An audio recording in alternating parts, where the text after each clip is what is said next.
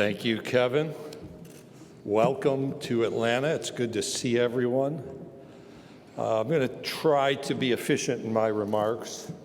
I'm reminded of the great American philosopher Vincent Spicoli, who once observed that you're here and I'm here, so it's really our time to talk about that which is on my mind and try to save you some time as well. We should never take for granted that we're able to gather together after what we've experienced the last 2 years.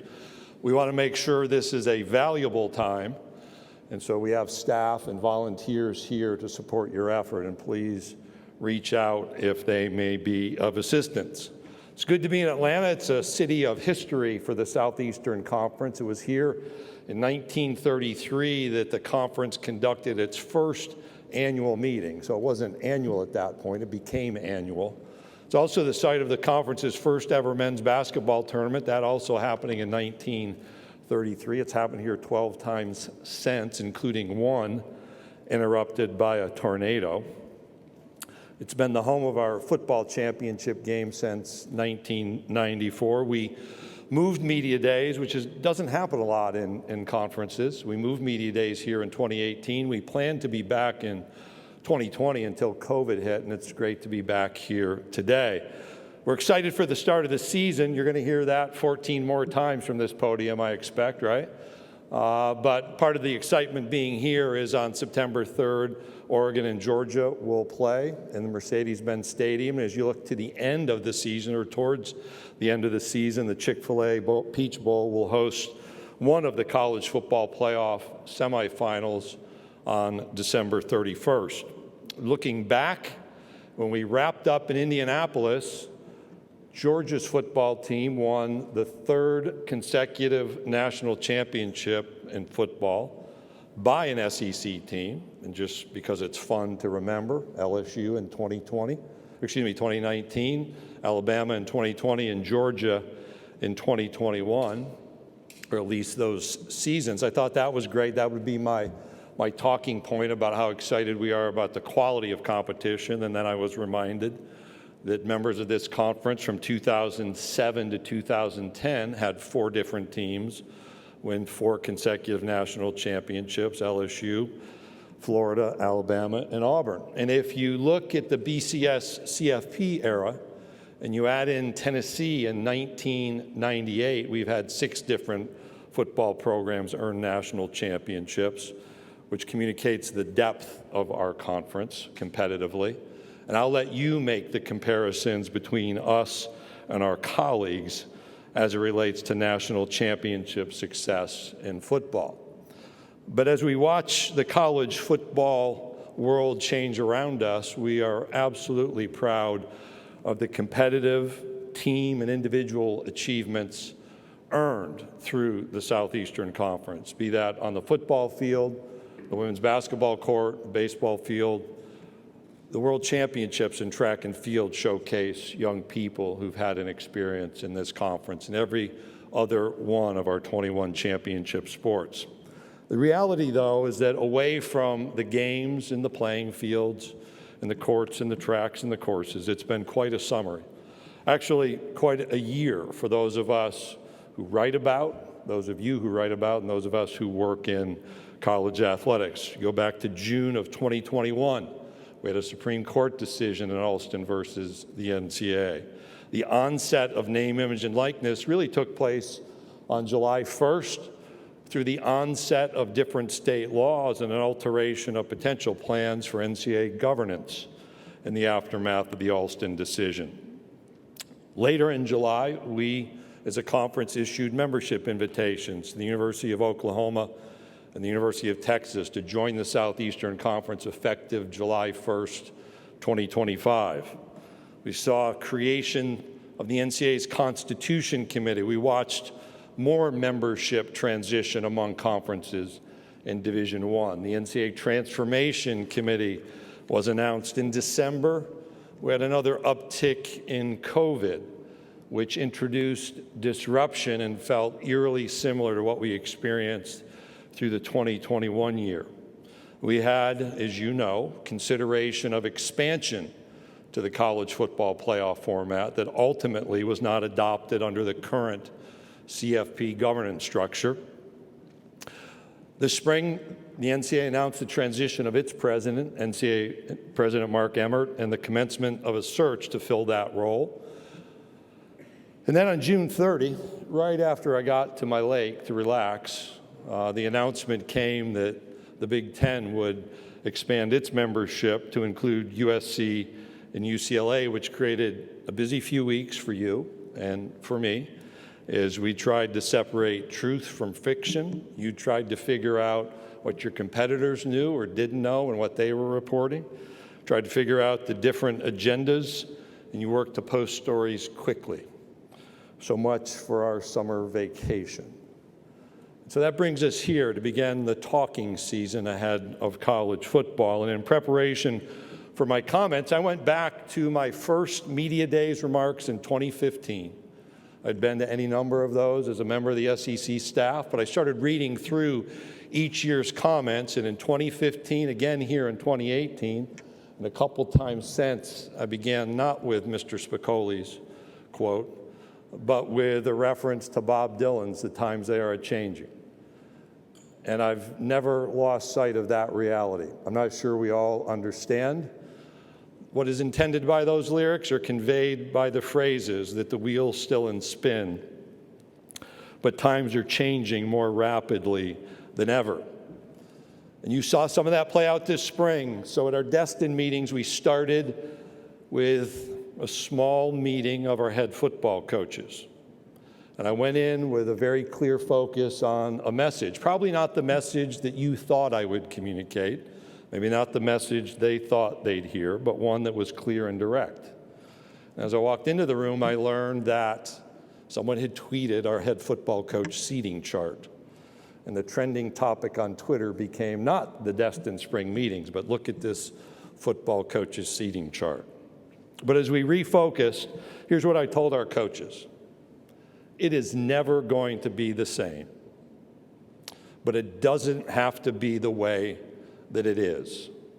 We're dealing with complex problems that won't be solved by complaints, by accusations, by finger pointing, or by offering simple solutions. What is needed now is collaboration, deep thinking about real-world solutions, and everyone participating in the conversation. The outcome, and I shared this in real time, was we had some of the most in-depth conversations with full participation through our spring meetings that I've ever experienced. And that includes not only our football coaches, but our women's basketball coaches, men's basketball coaches, our Student-Athlete Leadership Council representatives, our athletics directors, faculty representatives, senior women administrators, and ultimately our presidents and chancellors that week. Each group recognizes that it's never going to be the way that it was, but it doesn't have to be the way that it is. And in that conversation, we recognize that all too often, what sounds like an easy solution to these complexities fails to consider the impacts that those easy answers have on many other matters.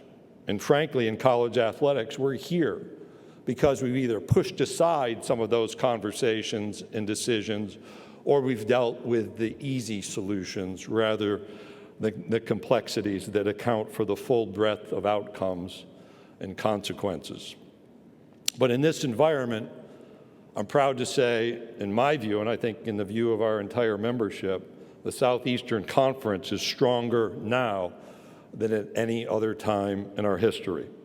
We're poised to grow to 16 members on July 1st, 2025. This expansion keeps the SEC in contiguous states, which supports a reasonable geography among like-minded universities and keeps us confident that fan interest will continue to grow in our communities, in our region, in this country, and literally across the globe. There's no sense of urgency in our league, no panic in reaction to others' decisions. We know who we are.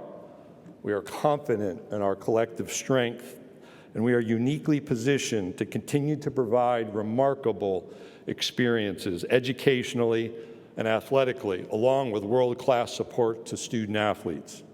It is a compliment that people from all across the country and all across the globe want to be a part of the Southeastern Conference. We understand our fan base in our region.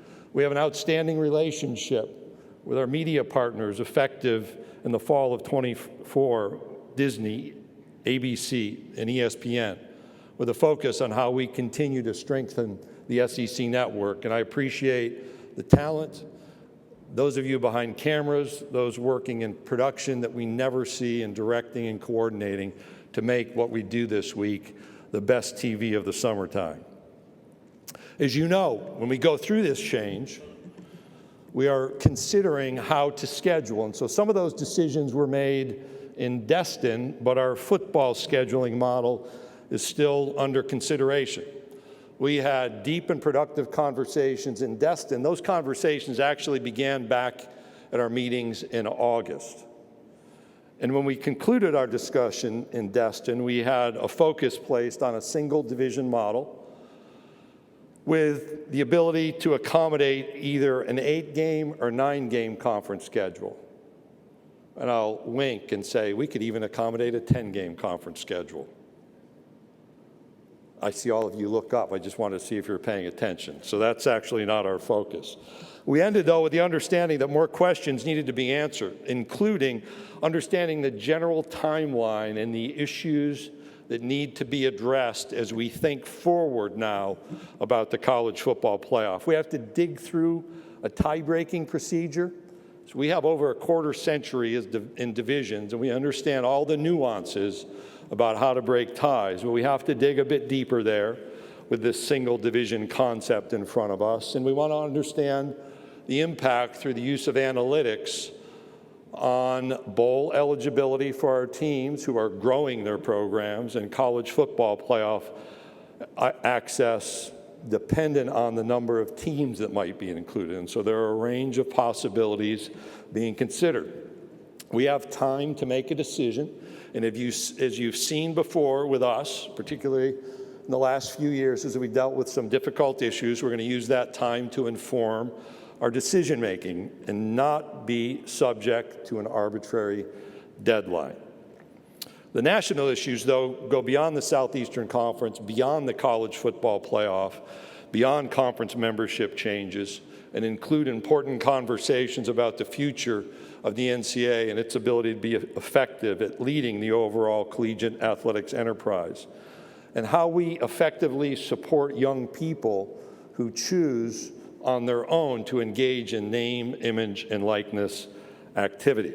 Last July, on that list of issues we've seen over the last year, the NCAA's Board of Governors issued a press release that included these words, quoting, "The Special Constitutional Convention is intended to propose dramatic changes to the NCAA Constitution and to reimagine aspects of college sports so the association can more effectively meet the needs of current and future college athletes." And that same press release included statements like, "College sports must quickly adapt. This is not about tweaking the model we have, and we cannot go on as we are."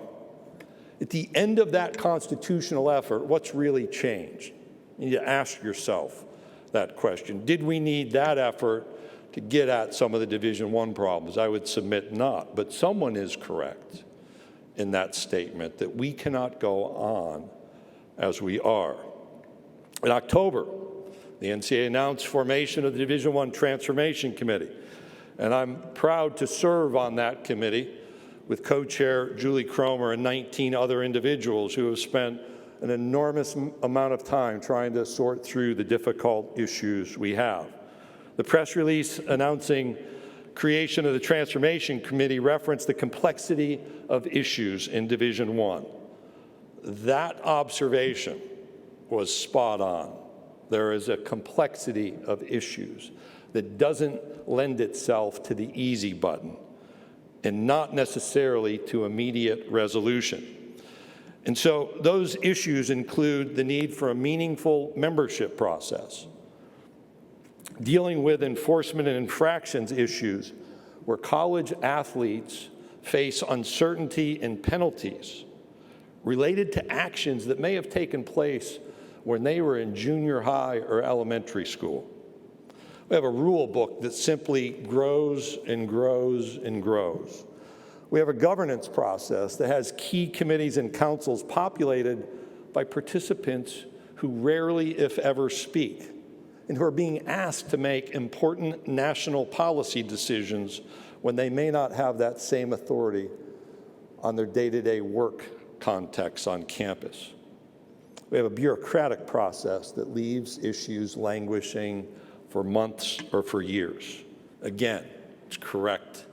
We can't go on as we are. We're making progress on those issues. In August, the Division I Board of Directors will receive a report which won't solve every problem, but will deal with the issues around enhancing the student-athlete experience, modernizing the transfer rules, dealing with that rule book and trying to reduce it, and refining that infractions process with a focus on bringing matters to conclusion in a timely manner. And then as we look at the fall, we're going to have some difficult issues around membership. That issue was not created by the 5 conferences labeled the autonomy conferences or by FBS. It was assigned to the Transformation Committee by the Division I Board. We're going to have to determine how to make effective decisions in Division I.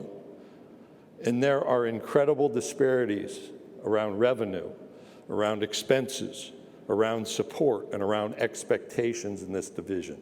It makes it difficult to ensure the presence of shared values and common purpose around supporting athletics programs. We also need to make sure we enhance the experience for student athletes in NCAA championships. What's happened before can never happen again. I don't expect that will be easy, but it's important and will play out through the fall months. I did not mention name, image, and likeness because that's been reserved by the Division I Board of Directors. And on May 9th, you saw a statement from the board that I think was helpful. The question is, what's happened as a result? We need clarity from the NCAA National Office on what's happening and what will happen under the NCAA Division I Board of Directors directive.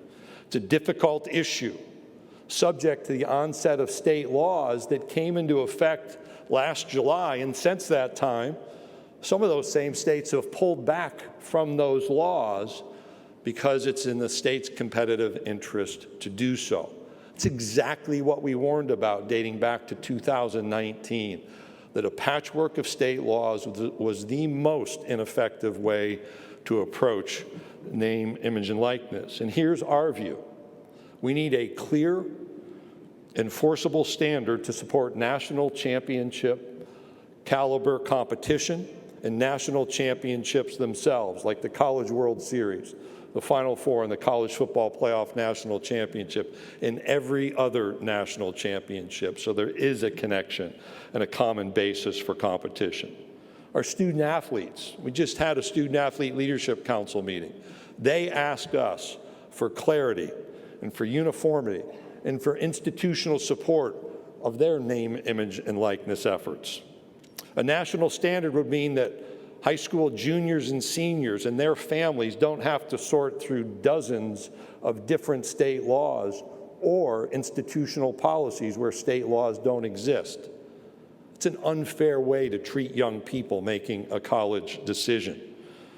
And a common standard would allow them to have clarity around the rules and policies that govern their own decision-making and activity.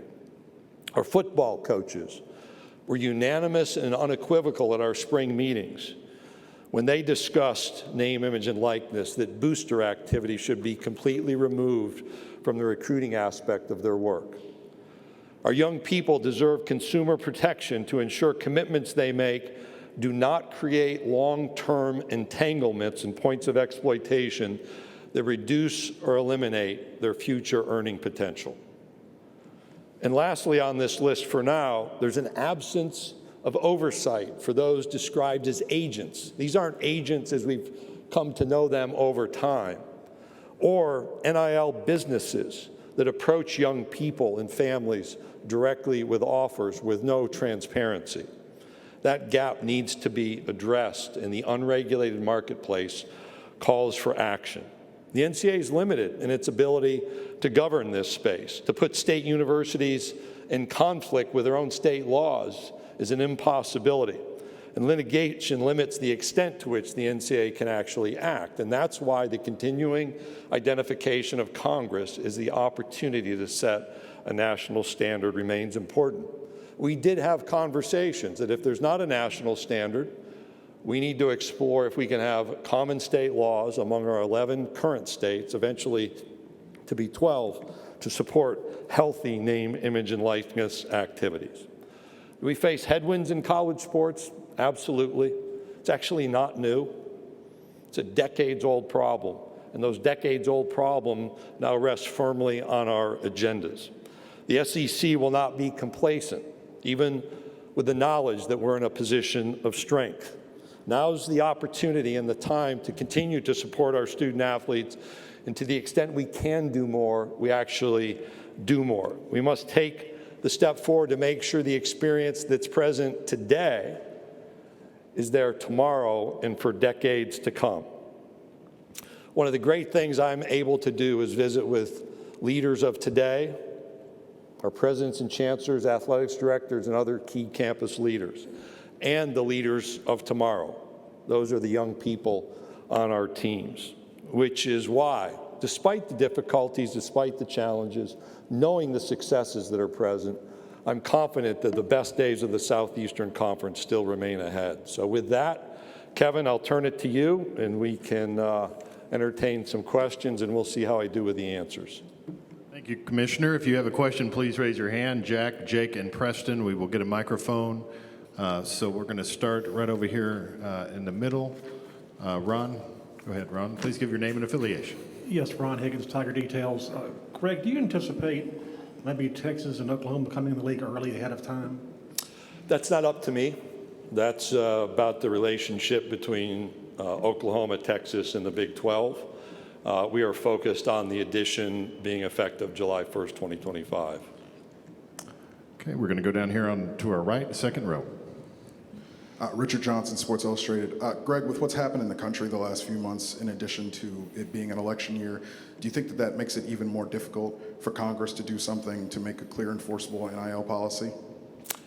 Go back, Richard, to March, and I made a list in a meeting of matters present, you know, a war in Ukraine, the economy, Build Back Better that was introduced and not moved, and the differences that exist in Congress. And we have a midterm election coming up, and things that have happened over recent weeks and months have just added to that. The reality was, when I had that conversation in March, I wasn't looking to necessarily this Congress to be the solution, just because of the timing. We've had conversations with leaders from both sides of the aisles, and we'll continue to do so, because regardless of what's happened recently or what happens with the election, we need a bipartisan solution for this national concept to move forward. And if we don't, then we're going to be left not simply creating conference rules. We're going to have to deal with state laws that vary in our region, and that was actually part of our conversation in Destin as well. But the focus will remain on a national solution, and Congress is the venue for that option. Okay, we're going to go right over here on the left, about 4 rows back. Greg, John Sokoloff at WCBI TV in Columbus. You mentioned one of the bigger issues with that single division model was the tiebreakers and figuring out that stuff. What are some of the other issues when y'all think about finalizing that single division format? John, you didn't even have to introduce yourself, because I was in Omaha and heard you ask a question in those press conferences leading up to the Ole Miss National Championship. So welcome to Atlanta. The list of issues, so tiebreakers one, the number of games and what that means from a scheduling standpoint, the imbalance around 9 games versus the comfort with 8 games. What happens with non-conference schedules, and we have a requirement that 9th game right now be among an Autonomy 5 type opponent. How do we dispose of or maintain that particular policy? The impact on bowl eligibility and college football playoff access I mentioned. When I go through 6 different teams having won national championships in the last 25 years or so, no one comes close to that number. So the level of competition here, while people want to be a part of it, we're attentive and sensitive to that. Just to be clear, nobody from TV is saying do this or do that. This is a conversation, a decision to be made among our conference membership. Okay, we're going to stay in the same section, third row back. Kirk? Kirk Bowles from the Austin American-Statesman. Greg, do you sense a lot of support for a model with 3 permanent rivals, or anywhere close to a consensus on that? And is there any interest in expanding beyond 16 teams right now? The first question is it's under consideration, Kirk, and there are limits on the number of options available for 3 permanent opponents based upon the number of games. 9 makes that more practical. If you remember, I had 2 points when we expanded that I wanted to be front and center. One is that we engage in blue sky thinking, just let's look at the big picture. And the second is we rotate our teams through campus as frequently as possible so we don't go 12 years between visits. And so those 2 have guided us. That last one relates to the number of games, number of permanent opponents, and how many times you can move people through cleanly. And that's exactly the point of conversation. Embedded in my remarks is we're attentive, we're engaged in conversation. The great news for the Southeastern Conference is that people call and say, hey, you're doing something really special, and they kind of hint around the edges. As I went through, we know who we are.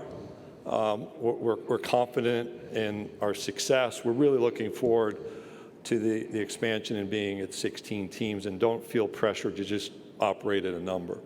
But we'll watch what happens around us and be thoughtful but be nimble. Commissioner, we'll go to our right, second row. Charles Odom with the Associated Press here in Atlanta.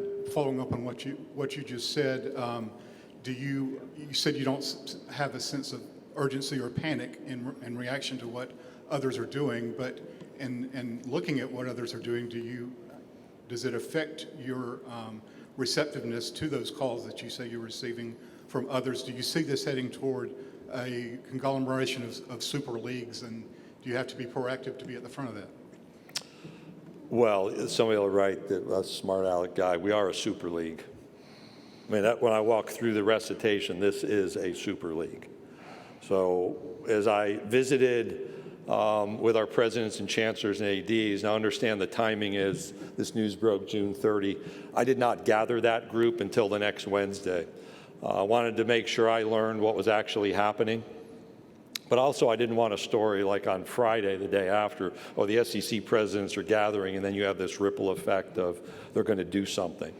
And so we wanted to be patient and wanted to communicate. Again, we're comfortable at 16. There's no sense of urgency, no sense of panic. We're not just shooting for a number of affiliations that make us better. Could they be out there? I would never say they're not. I would never say that we will. We're going to be evaluating the landscape. I'm not going to speculate. And I actually am watching a lot of this activity operating around us, more so than impacting us directly. Okay, we're going to go right back down here in front, third row. Bob. Hey, Greg, how you doing? Bob Holt, Arkansas Democrat. This is kind of a multi-part question. I was curious, what lake was it where you were on vacation?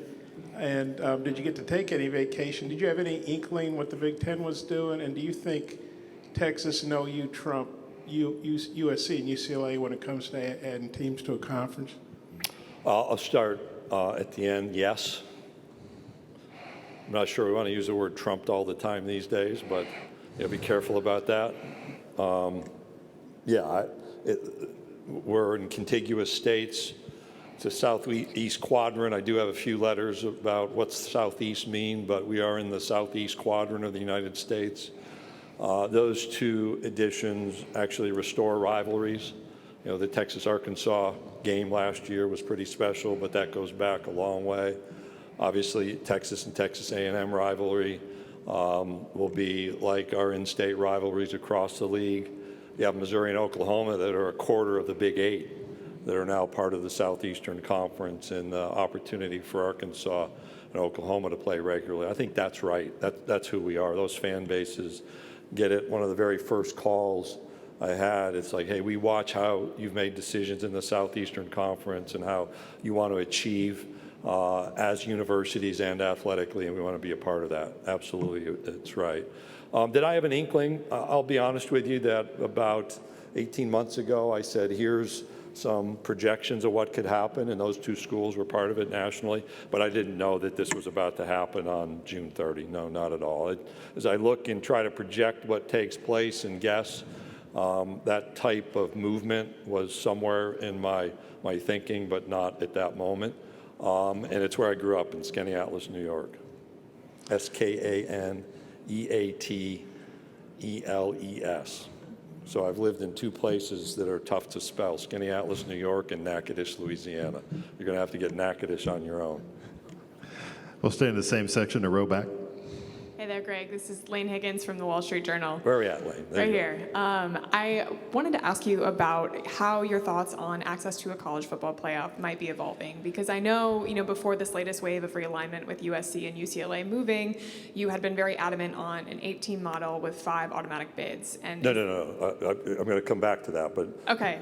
I meant against that. Against that. Not supportive of that. Okay, Yeah, right. I'm sorry. You had strong opinions about it. Herb's going to get on me for interrupting you, so I apologize, Lane. That's okay. But I'm curious how your views of what a potential model when the playoff would expand might look like, given that we are in this current state of flux where maybe the conferences are changing and, maybe automatic bids might not be given equal weight given where conferences are heading. Just to be clear, and I apologize for my rudeness there, but that one, somebody's live tweeting, and I'll be credited with that thought. I walked into one of the first meetings when we were looking at the format and said, if we want to expand to 8 teams for the playoff with no automatic bids, I'll have that conversation. But moving to an 8-team playoff and granting what we're going to be 6 automatic bids and reducing at-large access is unwise. And in fact, if you look, I think 2014, you would have replaced the 8th best team in the country with the 20th best team in the country. I don't think we can survive that from a credibility standpoint. But the pressure was there to have conference access with some guarantee, and so the 12-team, 6 at-large, which increases the at-large access, and 6 conference qualifiers, not automatic qualifiers, but the guarantee to the 6 best conference champions, was a really good balancing outcome. But things have changed, and I was clear back in January when we walked away from the conversation that we as a conference weren't unanimous in our support. I had, as commissioner, moved people forward to the point we were supportive as a league. And if we're going to go back to square one, then we're going to take a step back from the model introduced and rethink the approach. Number of teams, whether there should be any guarantee for conference champions at all. Just earn your way in.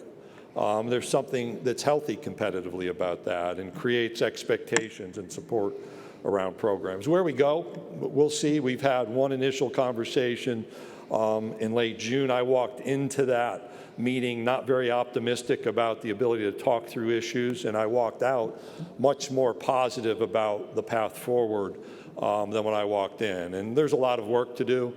We have time and we'll use it. And it's the same type of issues that you've heard, AQ or no AQ, how many teams, what's the relationship to the bowls, when do we play these games on a calendar. We really need to look at that more deeply than we did in the previous iteration. So we'll see how it goes. But those are the realities. But I'd be fine with no AQs, whether it's 4 like we have now. It's a model that's worked, 8, 12, but the inclusion of conference champion access was I thought an effective compromise at a 12-team playoff. We have time for a few more. We're going to start right here on the front row on the right.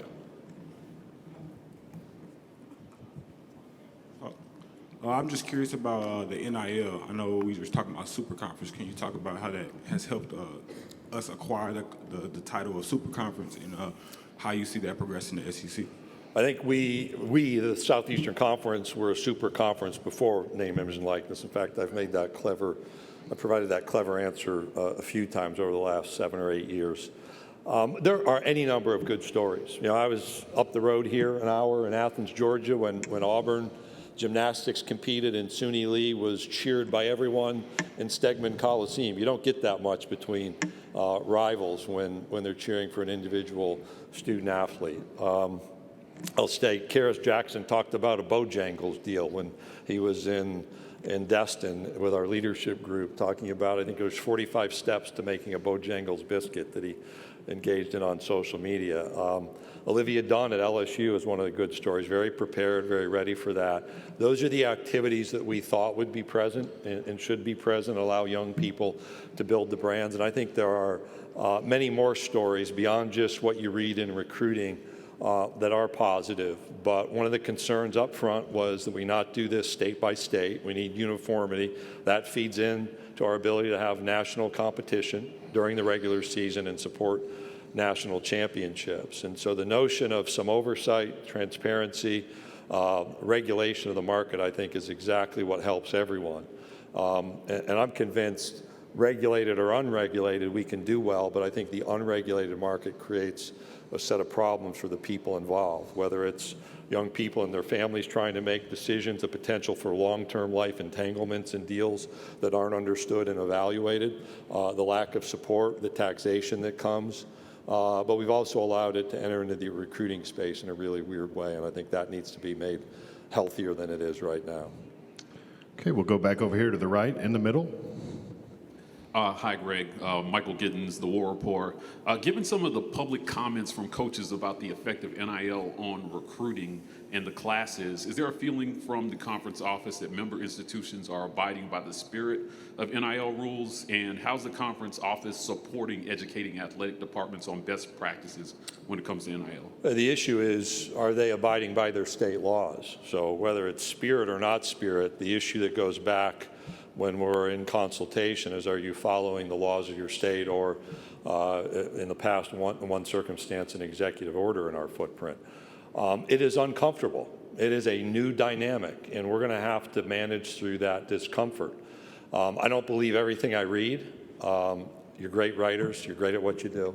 But I don't believe everything I read has the depth of information or the depth of analysis, because what I've not read is the points of concern where young people have lost opportunities or promises and commitments haven't been fulfilled. I look forward to reading those types of analyses. But the focus from the conference office is on providing guidance back to the states that have to provide the information. And we provide educational information. It's tough when that changes routinely through states. And in our footprint, there are 11 different state laws. And then you have questions coming in about the laws or lack of laws in effect in every other state as well.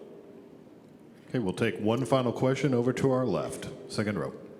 Hey, Greg, Ben Portnoy from the State Newspaper. In Destin, you had mentioned that there was at least a hope to get the scheduling model resolved by the end of the year. Is that still kind of a realistic timeline? And you'd also mentioned that Texas and Oklahoma had been involved in those discussions. When it comes to realignment as well, I guess how much are they able to be involved in those discussions as well from conference level? Last one, we invited both the athletics directors and the presidents and chancellors into our conference call a week and a half ago, just so, because this is a long-term issue that has impacts beyond just the here and now, so that they could hear my analysis and ask any questions of us and hear questions asked by our other campus leaders. When we moved into August last year, we had an athletics directors meeting that happens each August. We actually invited both to attend so that we could set this by video, so Zoom, since we're really good at Zooming now, so they could hear the introduction of how we're going to consider information around scheduling. And when we've had important updates or important conversations, they've been a part of that. We did not invite either university to Destin this year. Just becomes its own story and distraction. And you may recall we had enough storylines heading into Destin already. So we provided actually updates to them through the week, and they've been great emerging partners in this process, talking about their interest and priorities, just as our other 14 do. Commissioner, thank you for your time this morning. Thank you for being here, and look forward to the interaction that we'll have in the coming days, and I'll see you back here in just a moment for my first head coach introduction. Thank you.